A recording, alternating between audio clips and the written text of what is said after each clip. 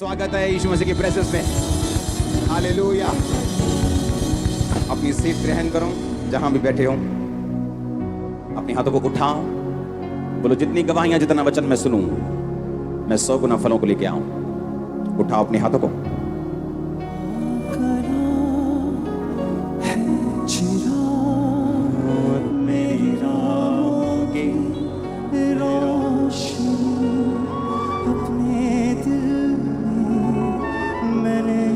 Hallelujah. उठाओ हाथों को। सुनो मेरी बात, ये भवन तैयार नहीं था, हम परमेश्वर ने धक्के से भेजा है हमें। और ये जो डिजाइन है ये भी पूरा हो जाएगा 1-2 हफ्तों में, तो डोंट वरी। उठाओ हाथों को, बोलो जितनी गवाहियां मैं सुनूं, जितना वचन मैं सुनूं, मैं 100 गुना फलों को लेके आऊं। मांगो ऊंची आवाज में।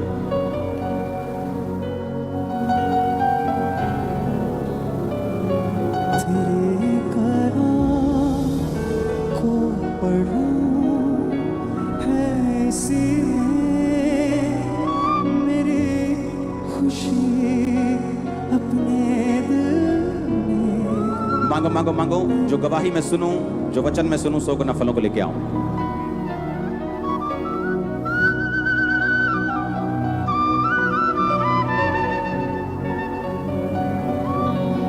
कितनी अच्छी है अक्ल की बातें, वो मुझे शहद से भी मीठी है। अपने हाथों को उठा के बोलो, परमेश्वर तेरा वचन आज मैं सुनूं और मैं सेम वापस ना जाऊं, प्रभु यीशु मसीह के नाम में। तारीफ करो जोर से। ये पिलर्स आप देख रहे हो, ये अपने आप खड़े, ये सपोर्ट नहीं है किसी भी चीज, ये हटा दिए जाएंगे और ये पिलरलेस हॉल होगा कंप्लीट। इसकी गवाही मैं आपको अभी नहीं दूंगा, इसकी गवाही मैं आपको बाद में दूंगा। इसकी गवाही बहुत लंबी और बड़ी जबरदस्त है। तो अभी भी ये इसका डिजाइन अलग है, ये कंप्लीट हो जाएगा 1 हफ्ते में, 2 हफ्तों में। लेकिन अभी भी जो साउंड का जो गूंज है वो नहीं खत्म होगी जब तक हम इसे जो कंप्लीट हमने सोचा है ऑडिटोरियम नहीं बनाएंगे इसे। वो भी जल्दी बन जाएगा। आमीन। आप बिलीव करते हैं कि नहीं? बहुत सुंदर भवन प्रभु आपको दे रहे हैं, वेरी ब्यूटीफुल। इसका जो साउंड है वो अमेरिका से आया है, आ चुके हैं।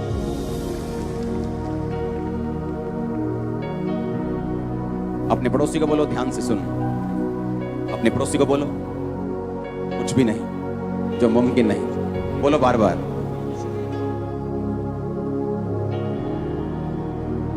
आमीन। यीशु मसीह ने कहा जस्ट बिलीव, क्योंकि यीशु मसीह के पास जब बड़ी बड़ी बीमारियों के रोगी आते थे तो बोलते थे कि अगर तू कुछ कर सकता है, क्योंकि ये रोग बहुत बड़ा है। उनके माइंड में पिक्चर थी कि बहुत बड़ा रोग है, फलाने को हुआ था वो मर गया, उसको भी हुआ था, मेरे रिश्तेदार को हुआ था वो मर गया। अगर तू कुछ कर सकता है तो यीशु मसीह ने कहा तूने अगर क्यों बोला? विश्वास करने वाले के लिए सब कुछ हो सकता है। परमेश्वर हमें उस पोजीशन पे लेके जाना चाहता है जहां रोज परमेश्वर हमें असंभव संभव होता दिखाए।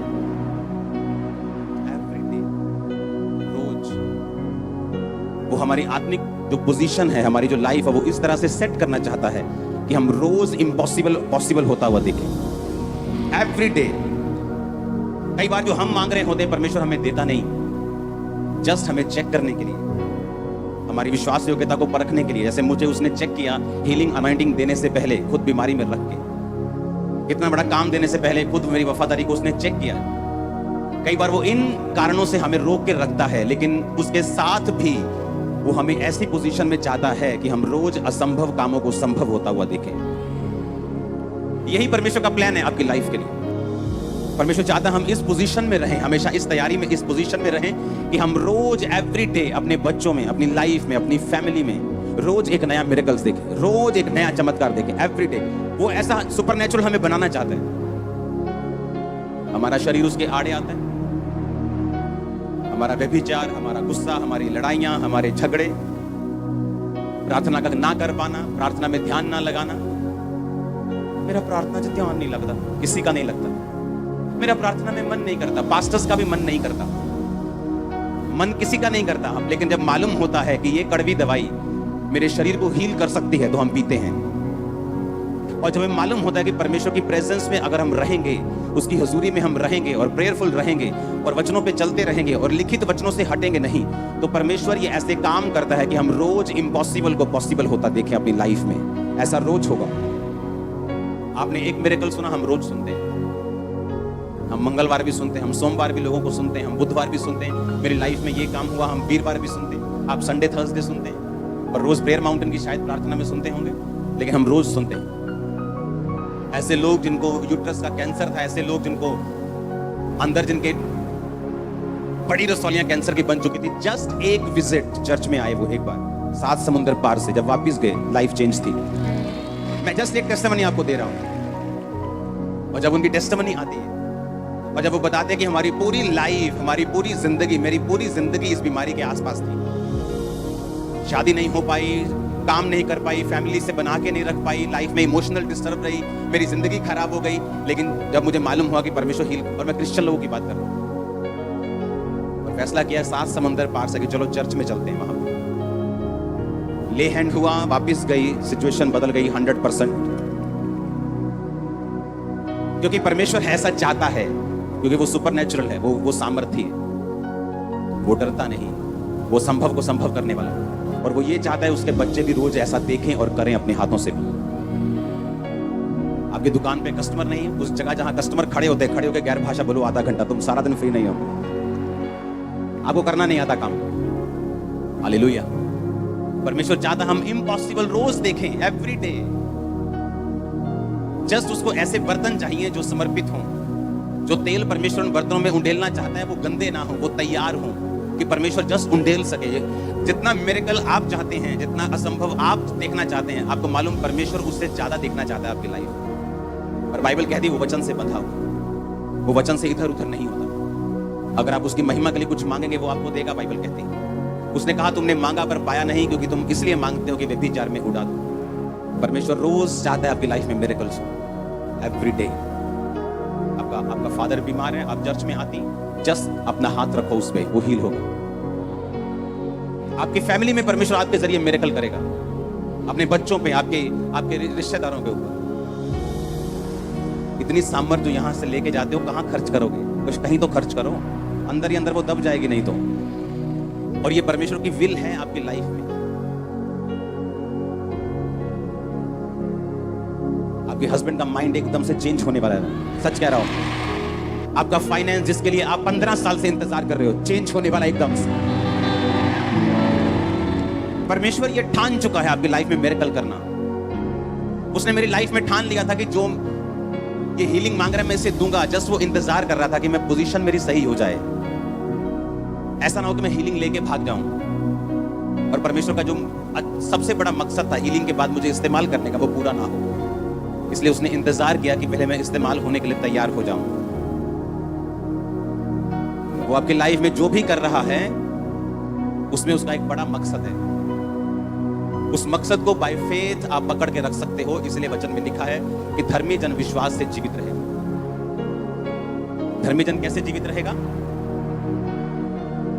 और वो ऐसा चाहता है आपकी लाइफ में। हम दूसरों की तरह नहीं, जिनका परमेश्वर सिर्फ कापियों में और किताबों में है। हमारे साथ चलता है। आमीन। वो मुर्दा नहीं है। हम उसकी पास्ट बातों में विश्वास नहीं करते। उसने किया था, वो आज भी जीवित है तो करता है। अगर कोई परमेश्वर है तो उसके लिए पुराने टाइम में काम करना और आज काम करना उसके लिए कोई फर्क नहीं। जो टाइम पर काम आए बोलते हैं वही अपना है। जो आज काम करे वही परमेश्वर है। सब बोलते हैं ना मैं भी तुम्हारा हूं, मैं भी तुम्हारा हूं। सी भैन जी कोई गल नहीं सी, तुसी आवाज मारियो कदी। हां, जिस दिन भैन जी ਨੂੰ ਲੋੜ ਪਈ ਤੇ ਭੈਣ जी ने फोन किया ਤੇ वो भैन जी फोन ही नहीं ਚੱਕਦੀ, वो ਕੱਟੀ ਜਾਂਦੀ है। वो आपकी अपनी नहीं है। जो अपने होंगे वो एक SMS के बाद आपके घर के बाहर खड़े हो जाएंगे। और जो परमेश्वर जीवित होगा वो काम करेगा, बहाने नहीं मारेगा। आज से एक्सपेक्ट करना है, तैयारी रखनी है कि आपकी लाइफ में रोज मिरेकल्स हो। इस कॉन्शियसनेस में, इस विवेक में चलना है कि परमेश्वर मेरा जीवित है और वो मेरे साथ है और वो बड़े काम करेगा मेरी जिंदगी में अगर मैं उसके साथ अड़ा और खड़ा रहूंगा। आप अपनी फैमिली के मूसा बनने वाले हैं। आप अपनी फैमिली की एस्तर बनने वाली हैं। आप अपनी कम्युनिटी की दबोरा बनने वाली हैं। आप अपने लोगों के जोशुआ बनने वाले हैं। आमीन। ऊंचा ये बरकत आपकी है। Hallelujah, hallelujah, hallelujah. वो यही चाहता है आपकी लाइफ में। अपने पड़ोसी को बोलो, वो चाहता है रोज तेरी जिंदगी में बड़े काम करना। ये परमेश्वर का प्लान है आपकी लाइफ के लिए। क्या आप तैयार हैं? कैसे करनी है तैयारी? फाउंडेशन लगा के कैसे करनी है? आत्मा में रह के। हाँ, नीति वचन 8 उसकी 12 आयत को अपनी स्क्रीन के ऊपर पढ़ेंगे। मैं 3 गिनूंगा, हम 1 2 3 के बाद इकट्ठे पढ़ेंगे। 1 2 3। मैं जो बुद्धि हूं चतुराई में वास करती हूं और ज्ञान और विवेक को प्राप्त करती हूं। नीति वचन 1 उसका 7 पढ़ेंगे अभी। यहोवा का भय मानना बुद्धि का मूल है, बुद्धि और शिक्षा को मूढ़ लोग कुछ जानते हैं। फिर से पढ़ेंगे पहली आयत को। मैं जो बुद्धि हूं चतुराई में वास करती हूं और ज्ञान और विवेक को प्राप्त करती हूं। अब ध्यान से समझना, गहरा वचन है। उसने कहा मैं जो बुद्धि हूं, मैं जो विजडम हूं, चतुराई में वास करती हूं और ज्ञान और विवेक को प्राप्त करती हूं। बुद्धि क्या है? परमेश्वर ने के वचन में लिखा, यहोवा का भय मानना ही बुद्धि है। बुद्धि की शुरुआत है, विजडम की शुरुआत है, विजडम का मूल है, उसका मेन कारण है यहोवा का जिसको भय है वो बुद्धि में है। इतना समझ आया कि नहीं आया? उसने कहा मैं जो बुद्धि हूं चतुराई में वास करती हूं। कौन था चतुर? यूसुफ चतुर आदमी था। एक चतुराई है शैतान वाली, एक चतुराई है परमेश्वर वाली। एक चतुराई किसकी है? शैतान की। एक चतुराई किसकी है? परमेश्वर की। जब उसने देखा कि पोतीफर की पत्नी मेरे साथ सेक्स करने के लिए, सोने के लिए मुझे इनवाइट कर रही है और मैं ऐसा नहीं कर सकता, उसने कहा वो वहां से भागा, क्योंकि वो चतुर था। बुद्धि चतुराई में वास करती है। उसने ये नहीं कहा चलो मैं इसको काउंसलिंग देने की कोशिश करता हूं, इसको समझाने की कोशिश करता हूं, कोई बात नहीं, रूह बचाई जानी चाहिए थी। जो तो रूह ने बैठना सी इतना करके, आराम ना, फिर इतना करके ते जड़ी रूह ਨੂੰ बचाना सी, तो तू ही फंस जाना सी। समझ गए कि नहीं? जब उसने देखा कि व्यभिचार मेरे सामने, बाइबल कहती वो वहां से भागा। वो धर्मी था फिर भी भागा, क्योंकि बुद्धि किस में वास करती है? चतुराई में। जिस गली में व्यभिचार की थोड़ी सी प्रॉब्लम हो सकती है, मैं स्कूटर लेके भी उधर क्यों जाऊंगा? चाहे मुझे उधर से निकलना वैसे ही है, मैं किसी और गली से निकल जाऊंगा, उधर से नहीं जाऊंगा। मैं जो बुद्धि हूं चतुराई में वास करती हूं। कहता मैं फिर ज्ञान और विवेक को प्राप्त करती हूं।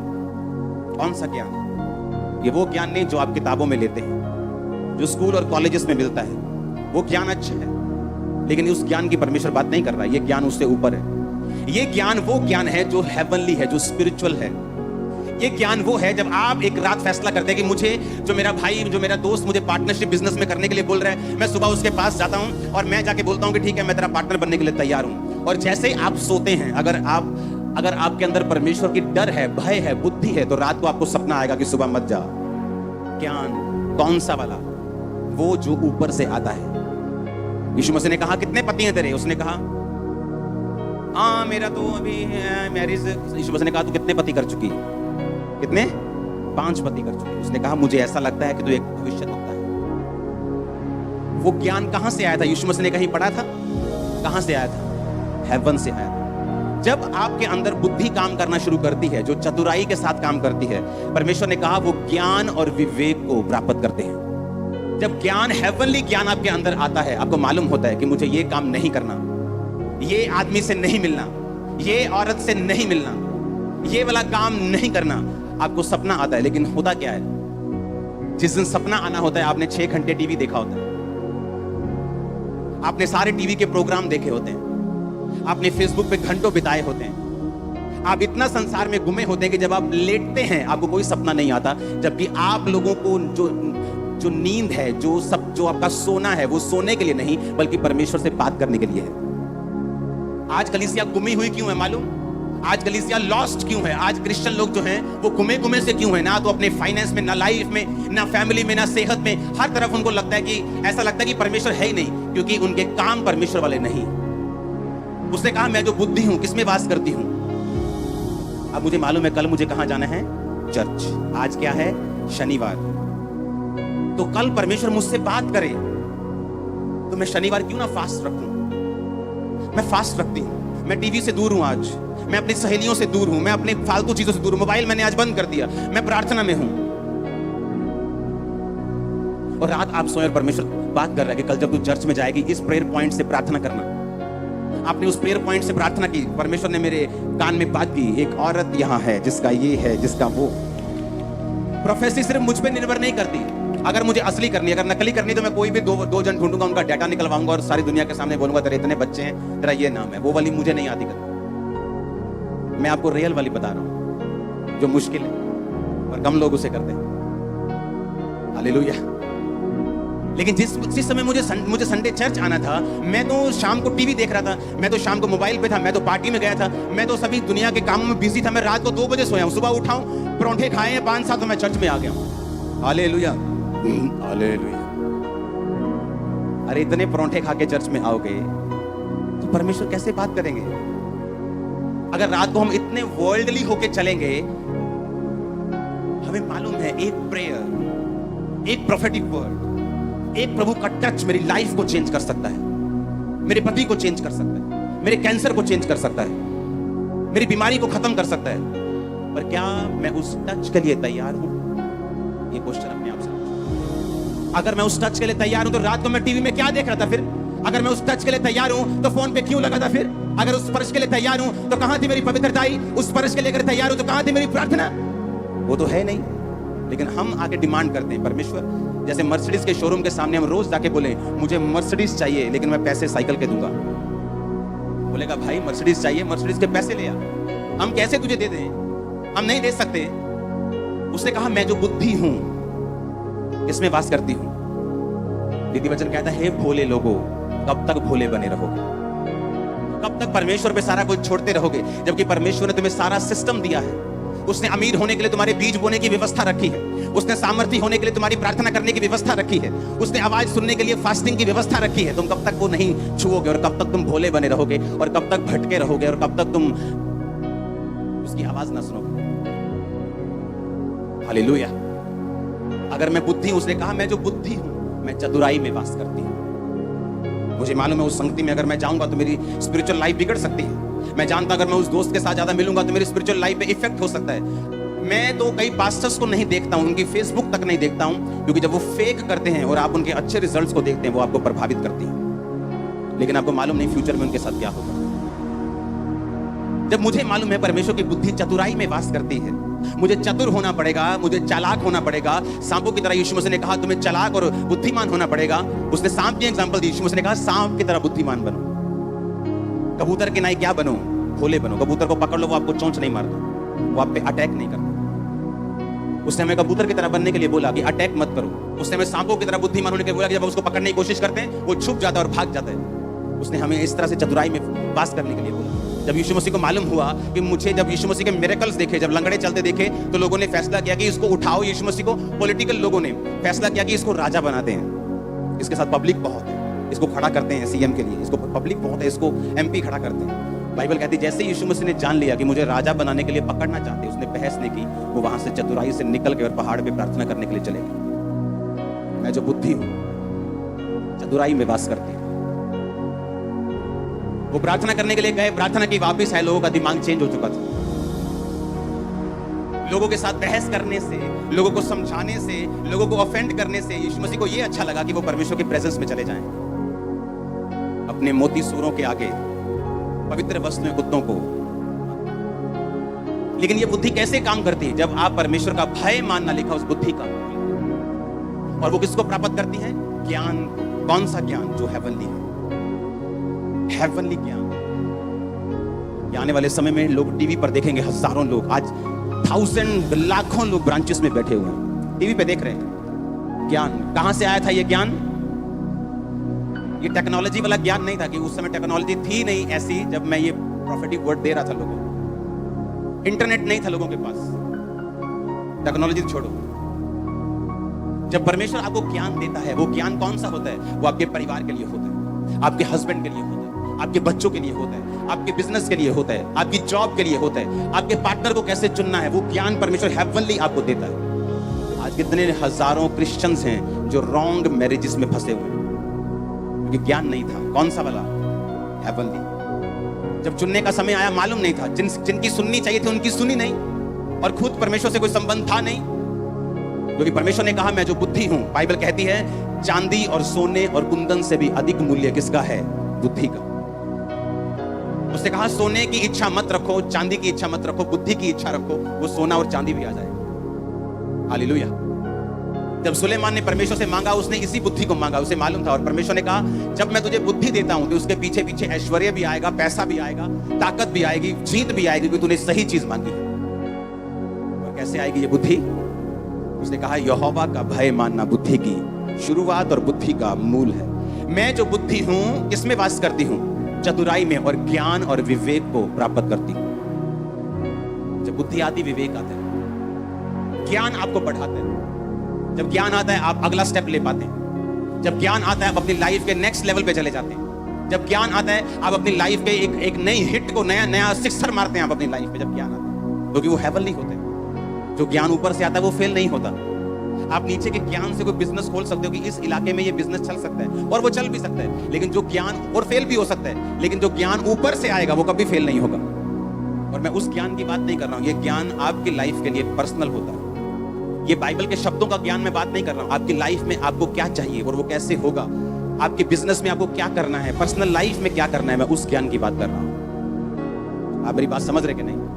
उसने कहा जब बुद्धि तुम्हारे अंदर आएगी, जब यहोवा का भय तुम्हारे अंदर आ जाएगा, जब परमेश्वर का भय तुम्हें आ जाएगा कि मुझे ये काम नहीं करना, मुझे यहोवा का भय है, मुझे व्यभिचार नहीं करना, मुझे ये काम नहीं करना, मुझे नशे में नहीं घुसना है, मुझे मूर्ति पूजा में नहीं घुसना है, मुझे ये काम नहीं करना, मैं यहोवा का भय मानता हूं, तो परमेश्वर ने कहा बुद्धि की शुरुआत तुम में हो जाएगी, और बुद्धि चतुराई में वास करती है। जब बुद्धि तुम में वास कर जाएगी तो तुम ज्ञान को और विवेक को क्या करोगे? प्राप्त करोगे। और वो ज्ञान कौन सा होगा?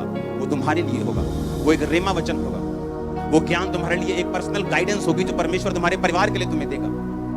वो गाइडेंस होगी तुम्हारे बच्चों की पढ़ाई के लिए, वो गाइडेंस होगी तुम्हारी लाइफ के लिए, तुम्हारे बिजनेस के लिए, तुम्हारे जीवन के लिए। वो परमेश्वर तुम्हें कब देगा? जब तुम्हें बुद्धि होगी और तुम परमेश्वर का भय मानते होगे। तो उसने कहा मैं जो बुद्धि हूं चतुराई में वास करती, फिर तुम्हें बुद्धि लेने के बाद चतुर होना होगा। आमीन। तुम ऐसा नहीं कहते मुझे मालूम नहीं था, मैं उधर चला गया, मेरे साथ ये हो गया। नो नो नो, तुमको पहले सोचना है बुद्धि चतुराई में क्या करती है? रहती है। आमीन। और फिर कहती है मैं ज्ञान और विवेक को प्राप्त करती हूँ। जब आपके अंदर बुद्धि होती है वो ज्ञान प्राप्त करती है, वो ज्ञान जो हेवन से आता है, वो ज्ञान जिसके सामने फिर लोग घुटने टेकते हैं कि सचमुच परमेश्वर तुम्हारे बीच में है। वो ज्ञान जो प्रोफेटिकली आपकी लाइफ में आता है, वो ज्ञान जो परमेश्वर धीरे से आपके दिल में कई बार बात करता है। अगर आप एक विश्वासी हैं, वो आपके कानों में चाहे बात ना करे, लेकिन वो ज्ञान, वो आइडियाज आपके हार्ट में आने शुरू होंगे। वो आपके घर के विषय में हो सकते हैं, आपके घर के रिपेयर के विषय में हो सकते हैं। छोटी छोटी चीजें परमेश्वर आपकी लाइफ में कैसे इंप्रूव करेगा जब आप परमेश्वर के साथ चलेंगे, आप देखो। और उसने कहा मैं विवेक को प्राप्त करती हूँ। विवेक एक कॉन्शियस, ज्ञान से आपको बरकत मिलती है, विवेक से बरकत संभलती है। ज्ञान से आपको क्या मिलती है? बरकत मिलती है। ज्ञान से आपको हीलिंग मिलती है। 40 रोजे 5 बार रखने के बाद जब मैं सोया हुआ था तो परमेश्वर ने मुझसे बात की थी कि बाइबल के वचनों को दिल खोल कर, अपनी प्रार्थना को दिल खोल के शब्दों में बोल बोल कर मेरे आगे प्रकट कर, मैं तेरी बीमारी को दूर कर दूंगा। ये ज्ञान था। वो ज्ञान से मैंने आशीष ले ली, डिप्रेशन से और दुष्ट आत्मा के और मेंटली अपसेट के अटैकों से आजाद हो गया। 15-16 साल हो गए मुझे आजाद हुए। लेकिन उस बरकत को संभाल के कैसे रख सकता हूं? अगर मेरे पास विवेक है। अगर विवेक नहीं, वो विवेक था, कहां लिखा था बाइबल में कि व्यभिचार करना मना है? कहीं नहीं लिखा था। जब यूसुफ को ऑफर मिला तो कहां लिखा था बाइबल में व्यभिचार मत कर? अभी वचन तो आया ही नहीं था, वचन तो मूसा के बाद आया, अभी तो मूसा जन्मा ही नहीं था, वो तो पहले की बातें। कहीं नहीं लिखा था व्यभिचार ना कर। किसकी सुनी उसने? विवेक, अंदर वाला मन, कॉन्शियस। उसने कहा ऐसा नहीं हो सकता, मैं ये काम नहीं कर सकता, मेरा मन इसकी गवाही नहीं देता। तो जो ज्ञान ने दिया वो कॉन्शियस ने, विवेक ने संभाल के रखा हमें। जब शैतान आपको पीछे लेके जाता है वो आपके विवेक को, बाइबल कहती है, दाग देता है, उसको मिसाइल दागता है, उस पे उसको हिट करता है, उसको कमजोर कर देता है, उसको वीक करता है और उसको मार देता है। इसलिए हर चीज बाइबल में नहीं लिखी। बाइबल में कहीं लिखा है सिगरेट ना पियो, तो पियो फिर सब जाके। कहां लिखा ना पियो? कहां लिखा? यहां लिखा ना पियो।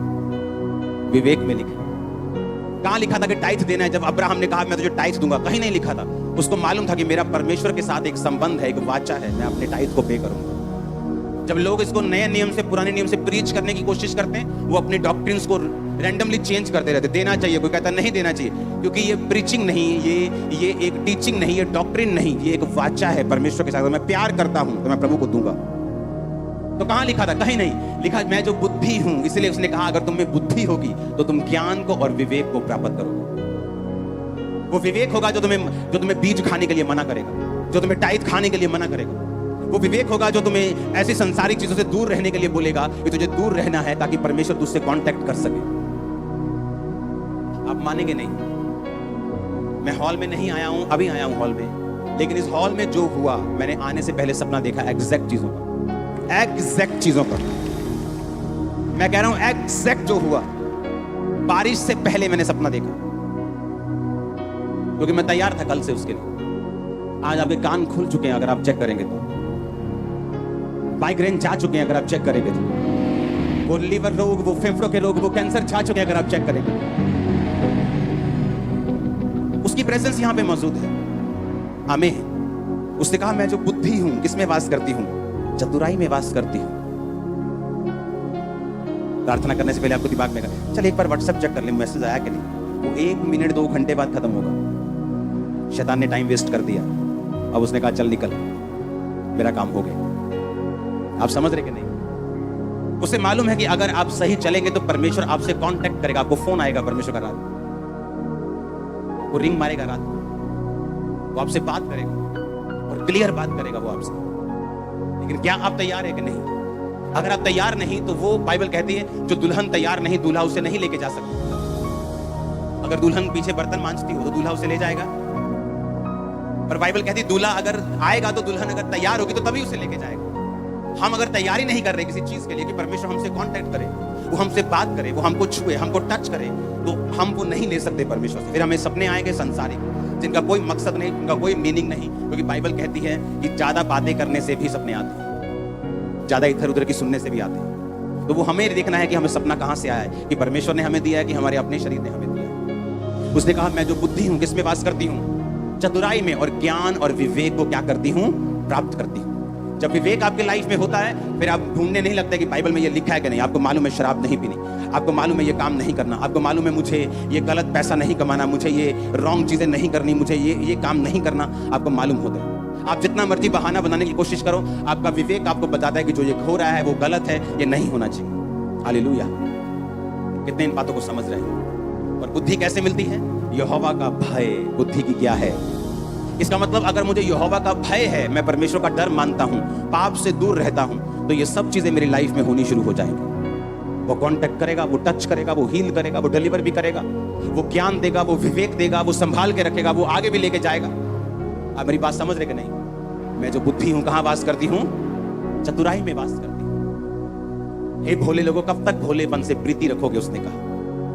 तुम्हें मालूम है आज अगर मैं इस रिश्तेदार के घर जाऊंगी तो मुझे सब कुछ खाना पड़ेगा, लंगर, सब कुछ लेना पड़ेगा, लेकिन फिर भी तुम उस बकरे को जिसको काटना होता है ना, वो जाता है गाजर के आगे, वैसे ही तुम जाती हो कि उसने बुलाया, अगले दिन जाओ, अगले दिन जाओ, मैंने कहा। आमीन। जब मालूम है कुछ ऐसा खाने को नहीं मिलेगा जो नॉन बिब्लिकल है। बाइबल कहती है मैं जो बुद्धि हूं किसमें वास करती हूं? चतुराई में। मैं जो बुद्धि हूं किसमें वास करती हूं?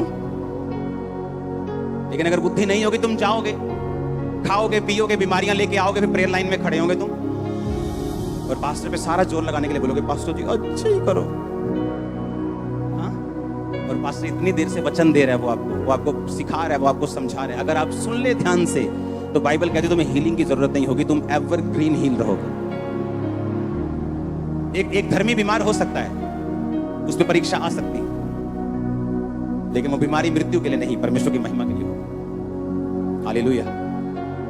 मैं जो बुद्धि हूं किसमें वास करती हूं? चतुराई में वास करती हूं। मालूम है कि पति पी के आया और तुम बाइबल खोल के बैठ गए बहस करने से, तुम कैसे जीतोगे उसके साथ? वो तो 4-5 शॉट लगा के आया है। चतुराई में वास करती, तुम चुप करके सो जाओ, सुबह कान पकड़ोगे, आजा भी उदास दे देना। हाँ? मैं जो बुद्धि हूं किसमें वास करती हूं? चतुराई में वास करती हूं। और फिर लिखा अगर बुद्धि तुम्हारे अंदर आ गई तो ज्ञान आ जाएगा। कौन सा ज्ञान? जो हेवन वाला ज्ञान, जो परमेश्वर आपको देता है, जो आपके मिनिस्ट्री के लिए, आपके फाइनेंस के लिए, आपके बच्चों के लिए, आपके बिजनेस के लिए। वो ज्ञान जब आपको मिलता है, आप दूसरों से अलग होते हैं। और जो काम परमेश्वर आपको करने के लिए बोलता है, उसमें आप कभी फेल नहीं होते, और ना कभी आप फेल होंगे, यीशु मसीह के सामर्थ्य नाम में। Hallelujah, hallelujah. आप तैयार हैं क्या? आज से ये बुद्धि अपने अंदर रखनी है। उसने कहा मेरा मूल्य मूंगों से भी अधिक है, मैं चांदी से, मैं सोने से, मैं कुंदन से भी अधिक महंगी। जब बुद्धि एक बार आ गई आपके अंदर, उसके बाद जो आपके लिए ज्ञान होगा वो भी आपके अंदर आ जाएगा। और ये वो ज्ञान नहीं जो आप कॉलेजेस में ले सकते, ये वो ज्ञान नहीं जो 40 साल के बाद भी पढ़ के आपको नहीं मिल सकता। ये वो ज्ञान है जो ऊपर से आता है, जो फेल नहीं होता, जो पुराना नहीं होता, जो एवर अपडेटेड सॉफ्टवेयर है उनका, वो वहां से आता है। हमें जो आज भी काम करता है, अभी भी काम करता है, वो फॉर्मूलाज कभी पुराने नहीं हुए। वो आपको मिलेंगे यीशु के नाम में। मैंने कहा वो आपको मिलेंगे यीशु मसीह के नाम में। एक बात याद रखो, धर्मी बातों में चलने के लिए, धर्म की बातों में चलने के लिए, परमेश्वर में चलने के लिए आपको हमेशा प्राइस पे करना होगा, मूल्य अदा करना होगा। आपको कई बार लाइफ बोरिंग लगेगी, लेकिन आपको करना होगा, क्योंकि जो इंटरेस्टिंग उसके बाद होगी वो बड़े बड़े सेलिब्रिटीज की नहीं होगी। तो पहले फैसला कर लो कि मुझे पहले ऐसी लाइफ जीनी है और बाद में कैसी जीनी है, या मुझे नॉर्मल हमेशा के लिए रहना है। हालेलुया। अगर आपको आज स्पर्श चाहिए था तो कल आपने कितनी प्रार्थना की है? अगर आपको आज चाहिए आपका हस्बैंड बदले तो पिछले महीने से आपने कितने घंटे रोज प्रार्थना की? आपने कितनी बार परमेश्वर का वचन पढ़ा है? आपने कितने संडे मिस किए? कितने हफ्ते आपने फास्ट नहीं रखे? हालेलुया। अपने हाथों को उठाओ। मैं जो बुद्धि हूं, चतुराई में वास करती हूं, ज्ञान और विवेक को प्राप्त करती हूं। खुदा मुझे ज्ञान दे और मुझे विवेक दे। आज से मैं तेरा भय मानता हूं, आज से मैं तेरा भय मानती हूं। मुझे ज्ञान दे, मुझे विवेक दे।